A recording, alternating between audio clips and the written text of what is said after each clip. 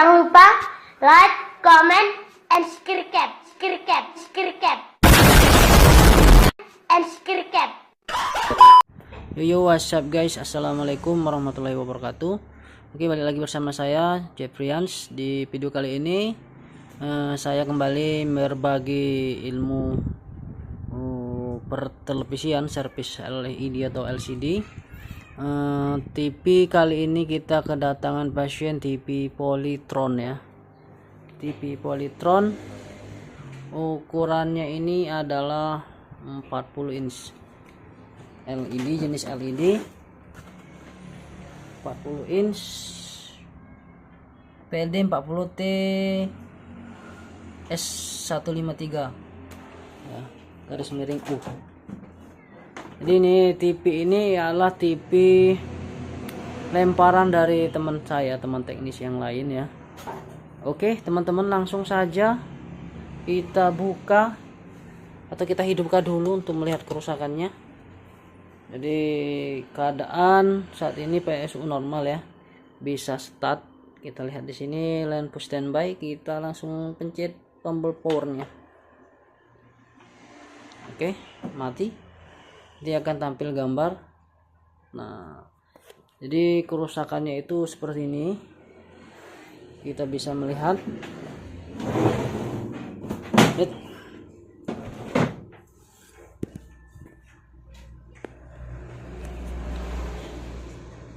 Ya, kita bisa melihat di sini kerusakannya itu seperti ini ya. Jadi kayak ada garis-garis, kemudian di sini ngeblok hitam, kemudian di bawah juga ngeblok hitam seperti ini teman-teman. Kalau kita amati ya, di sini kalau memang garisnya hilang,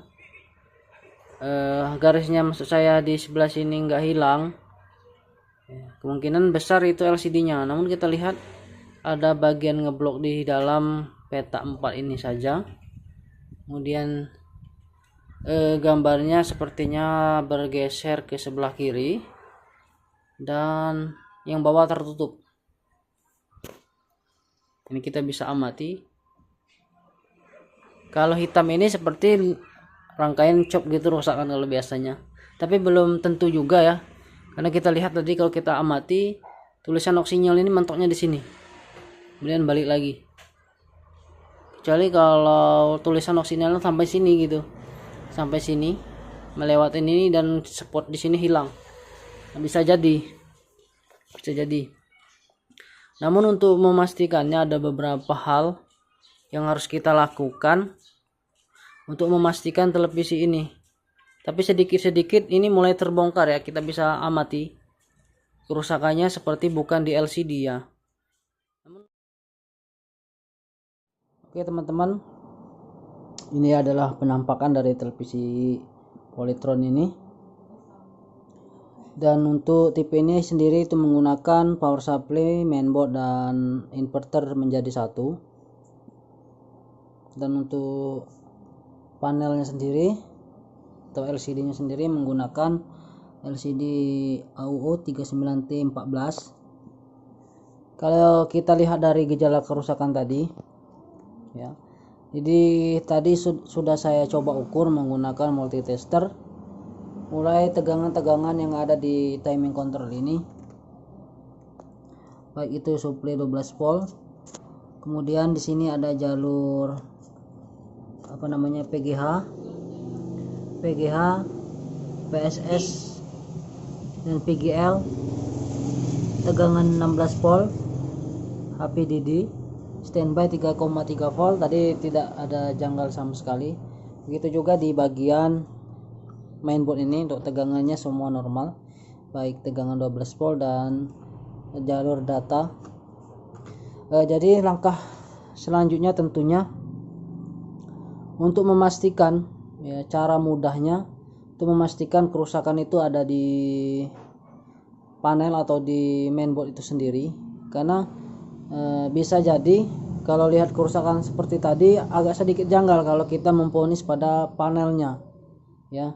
Bisa jadi kerusakannya itu ada di firmware atau data data panelnya mungkin tidak seakuran dari resolusi, baik itu resolusi ataupun bit datanya ya. Kita kalau lihat sejarah maaf, atau lihat sekasat mata seperti tadi ya, kelihatan kurasa LCD tapi kelihatannya juga tidak gitu kan, saya ragu-ragu maksud saya seperti itu. Nah, oleh untuk memastikannya, jika teman-teman mempunyai mainboard yang seperti ini, tentunya alangkah baiknya kita tukar dulu kan. Tapi jika tidak punya, ada juga sih alat untuk mengetes panel itu. Namun di sini saya akan coba panel ini masih bagus atau tidak menggunakan mainboard universal. Jadi di sini saya sendiri punya mainboard universal ini seperti ini ya. Jadi ini sendiri itu bisa diatur panelnya atau bisa disesuaikan resolusi bitnya, resolusi dan bit datanya dari mainboard ini. Sebenarnya ini adalah mainboard universal, kita lihat di sini. Nah, di sini saya coba setting di sini nomor 61366 ya, di B di sini. Cara kerjanya cukup simpel ya. Untuk ini kita cukup mencolokkan adaptor 12 volt. Jadi di sini bukan untuk tutorial mengganti mainboard ya. Ini hanya sekedar untuk mengetes saja. Kemudian untuk jalur datanya ini LPDS-nya, di sini PCC-nya. Nah, coba kita uji coba ya. Kita coba di TV ini hasilnya bagaimana. Nanti kalau sudah ketahuan di LCD atau di mainboardnya, nanti bisa proses perbaikan selanjutnya. Ini kita untuk mengetahuinya saja. Ini perhatikan juga PCC-nya biasanya ada tanda putih seperti ini. Nah, itu larinya ke sini. Di sini pun juga ada tanda agar tidak kebalik. Nah, seperti ini. Oke, seperti ini. Itu juga di sini ada tanda. Nah, sekarang saya bakalan uji coba. Kita hidupkan dulu televisinya. Hidupkan dengan backlight menyala. Namun untuk gambar itu dikontrol dari mainboard ini.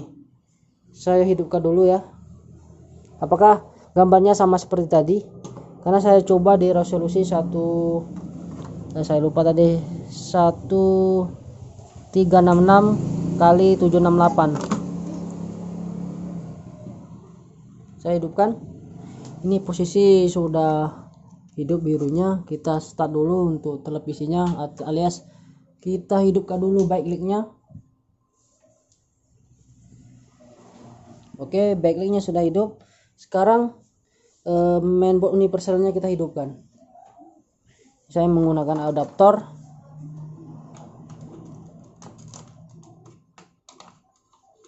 Adaptor 12 volt. Oke. Nah, seperti ini. Kita start dulu.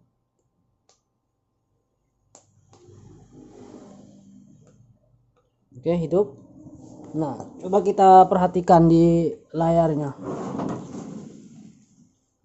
Nah, di sini kita bisa melihat kalau gambarnya full ya, tidak terpotong-potong seperti tadi. Hanya saja untuk LPDS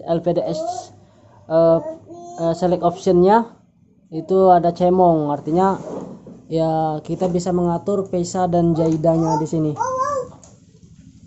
Yang bisa mengatur pesa dan jaidanya. Nah, sudah sih, berarti kita sudah tahu kalau yang rusak di bagian mainboardnya, atau lebih tepatnya pada data optionnya ya, data optionnya atau data panelnya yang untuk disesuaikan resolusinya. Alhamdulillah berarti. Nah, karena kita sudah tahu berarti resolusi mainboardnya yang bermasalah, kita bisa masuk. Ada beberapa langkah ya sebenarnya. Salah satunya 2 langkah. Yang paling mudah itu asal kita bisa mengaksesnya, kita bisa merubah bit datanya dan jenis panelnya ya. Bisa saja di situ datanya berubah. Seperti itu. Atau jika kita tidak bisa mengakses factory menunya untuk mengatur datanya, kita bisa mengeples ulang ya, bisa mengeples ulang pada IC SPI Plus ini, yaitu IC-nya itu menggunakan 32 Q64 atau sekitar 8 MB ya, seperti ini. Nah, tadi saya coba untuk masuk factory menunya, yaitu tekan menu kontras dan 14, pencet 1014, namun factory menunya tidak kebuka untuk mengatur jalur datanya. Jadi saya menggunakan opsi yang kedua yang lebih ribet ya, tentunya kita akan mencoba ngeples pada IC-nya. Ya, tentunya kita harus punya primer yang standar dia gitu, data standar dia.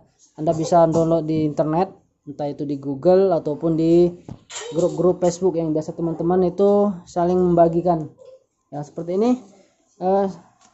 Bisa di flash IC tersebut menggunakan CH341 seperti ini, atau kapasitasnya cuma 8 MB, Anda bisa menggunakan dari HP pun juga bisa, seperti tutorial seperti ini. Saya ada 2 tutorial, baik itu menggunakan aplikasi dan menggunakan HP Android. Nah, tentunya kita harus punya datanya dulu kan, seperti itu, data primer LCD Polytron. Nah, ini Polytron 40D 440 S153 ya, yang nantinya bakalan saya flashkan ya. Tentunya kita harus melepas pada IC ini dulu, baru kita program. Jadi untuk saya singkat saja, Anda bisa menonton video saya ini cara mengeples pada IC ini ya, agar videonya tidak terlalu lama durasinya. Oke teman-teman, saya akan mengeples pada IC tersebut ya. Kita skip saja prosesnya agar lebih cepat. Lanjut.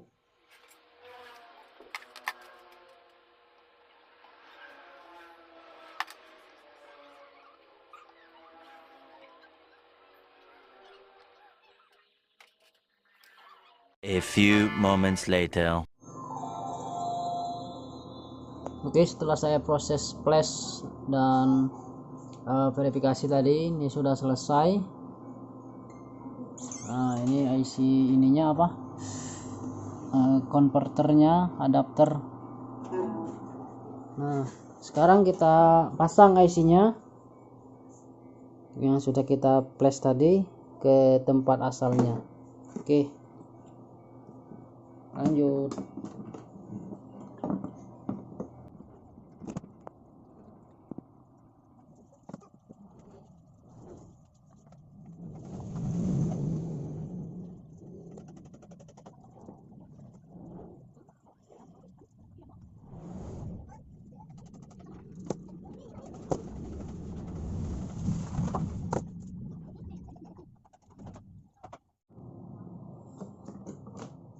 Oke, setelah kita flash dan pasang, tadi sedikit saya jumper karena jalurnya ada yang mengelupas, yang menggunakan kawat bekas earphone.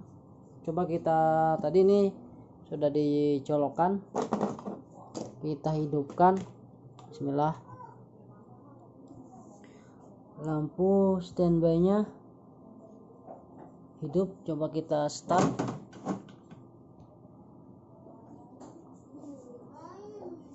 Oke, lihat hasilnya. Oh, yes, working guys, berhasil guys. Nampaknya layarnya penuh. Nah, sip, berhasil. Oke, demikian saja tutorial dari saya, semoga bermanfaat. Terima kasih telah menonton. Lanjut. Sangkan padi tutup di lesung, nak muat bubur di tengah sawah. Sakan